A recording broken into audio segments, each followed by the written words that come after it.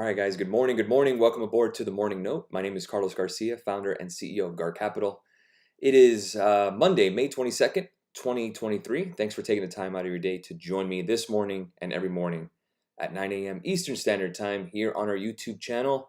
If you haven't already, make sure to hit that like or subscribe button so you don't miss any videos. We had a video on last night talking about the week that we had in terms of signals, how we did, and previewing the week and talking some themes, some things that I was watching in the market. So let's go ahead and get started with futures.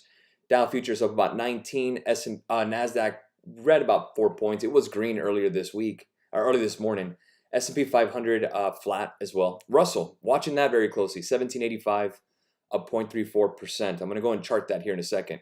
We talked about this last night too. 71.74 on crude oil. 10-year Treasury yields 3.7%. It is up this morning. The dollar is bouncing as well, 103.16. I am long dollar yen. I was red yesterday. If you watched the video last night, told everyone to hold that thing for that yellow line, for that line of support, which was our previous breakout point. We're going to go over that here in a second. Volatility index up 1.67% at 1709. Let's go to gasoline futures, pretty much flat. Gold futures down about a quarter point, 1976. Silver futures down 0.44%. Euro dollar up 11 pips, 108.18. 138.43 for the dollar yen, up 47 pips this session. And the pound dollar 124.55 is flat. Bitcoin is down 0.56% and Ethereum down 0.19%. All right, let's get started with dollar yen. I talked about this last night. We were red yesterday. I think at the lowest point we're at what, 137.60 or so. Bounces up about from that level around 80 points from the lows. Here's what you got. Looking like we're going to break out soon. I am long the dollar yen with the team. 139.01 is my breakout level. Once we do break that, we're going to start moving some stops, at least to break even and ride this wave as high as we can, possibly to 140. And we probably have a TP2 of around 142. So you could see this yellow line here. This was the previous breakout. Breakdown becomes resistance. Get this low here from earlier this year. Another point of resistance in March, came back down. Still heading up to the upside. We finally got that break. So dollar yen, I'm expecting a little more strength on it. And let's see if we can get above 139.01 today. But a great hold. I'm glad that we didn't close. Stick to the plan, guys. Stick to the plan. Let's go ahead and take a look at S&P 500 futures this morning. Again, flat. We know that. But we'll go to the weekly just to kind of keep an eye. And we are back to the 100-week moving average on S&P 500 futures. Very, very important. We want to make sure that we stay above that level this week of 42. Let me see if I can get that number. 42.03, let's call it. So by the end of the week, we need to be closed at 42.03. That's really would be mission accomplished for us, at least for the short term. We have been above the 100 weekly moving average back in August, and we still fell below that. So again, we're just taking step by step. That's the goal this week. Get above 42.03. Let's go to the NASDAQ. That's been absolutely on fire lately. Good old NASDAQ. NASDAQ is way above the 100-week moving average. Let's go to the hourly and see if there's anything to trade here. I'm waiting for a pullback here. I do have a limit order to fill. It's 13,735. More an alert than an order. So again, if we get a pullback, I'll be ready for the short down to 13,626. We'll move our stops accordingly. The idea is to get back to the breakout level, which is the 50% retracement level here, right near the August highs. If we can just retest that, and if we can hold that, that's really bullish for this NASDAQ, for the index itself. So we're going to keep an eye on that very carefully. Let's take a look here at some names that actually upgraded today. DraftKings was upgraded today. You could buy UBS. We're right around 24.93. I have an alert at 25.45. If we get a break, we'll see if we get more upside. We got as high as around 30, which is our 23.6 retracement, but I'd have to resize this. Let me activate my fib so we get the right one, 977. You guys know I love me some DraftKings. It's one of my favorite companies to invest in, even though it's been an absolute crap show, obviously with high betas, but I still like upside on DraftKings. So again, we're waiting for, we got bounced off the 23.6 fib. We're looking for the 38.2. That'll be right around 31.54. If we get a break above 25.45, again, we could keep it close. Keep it close when it comes to targets. We can always do the 26, 27s, 28s. The further out we go, we want to buy more time. Just keep that in mind. These options are not that expensive, so we can buy next week's expiry. Keep in mind, Monday, the market is closed for Memorial Day, so DraftKings is definitely on my radar. Let's take a look at the Russell 2000 futures. I went ahead and sent this over to the futures team, a limit order, but we're not filled yet. So 1786, I was looking for 1780 last night. I decided not to fill even though we broke. I'm looking for a target of around 1820. Really, when it comes to the daily, let's take a look at it. I was in the weekly, sorry. We're playing that 50-day moving average as our jump point. So again, we'll see if we can retest around this area, around 1780, get a better price. And if we do fill, then we would target 1820. We'll move our stops accordingly. All we're looking for is to get it back to the 200-day moving average. Our stop will be right around the 20-day. Remember, the 20-day is our momentum indicator. If we're above the 20, more than likely we're probably going to go higher in the short term. And why do we do the 20-day moving average, right? Why, Carlos? Why do you do the 20-day? Who cares? Well, that's where we do our entries when it comes to options.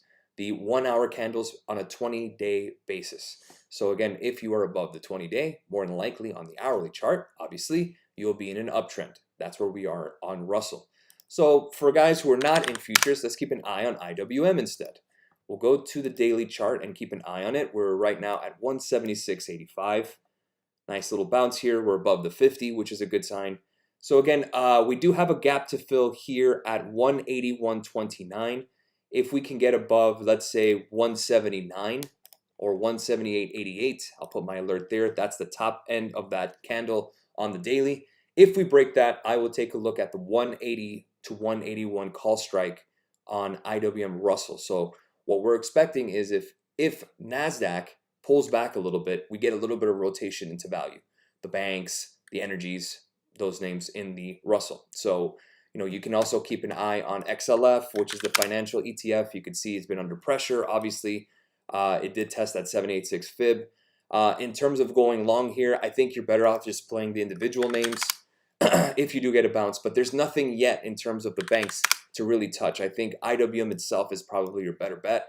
But again, we want to get above 178.88. NVIDIA reports on Wednesday. When it comes to trading earnings, we know it's a crapshoot. So again, just be careful. We'll see if we retest that zone here around 302.65 ahead of the report, or if that'll be our target if we decide to short. But NVIDIA, I'm probably going to sit this one out. I don't want to play any more run-ups on earnings because Disney did not work out for me. In terms of here on AMD, you have a target of 109.58. That is your May 2022 highs. So if we go to the hourly chart, we can see we do have a nice little bounce to the upside, still very nice upward traction. We're trying to get to 109.58. Again, that's the target. How do we get there? What are we looking for? So let's see if we can get above 107.18 or 107 itself, and then we can possibly go long to 109.58.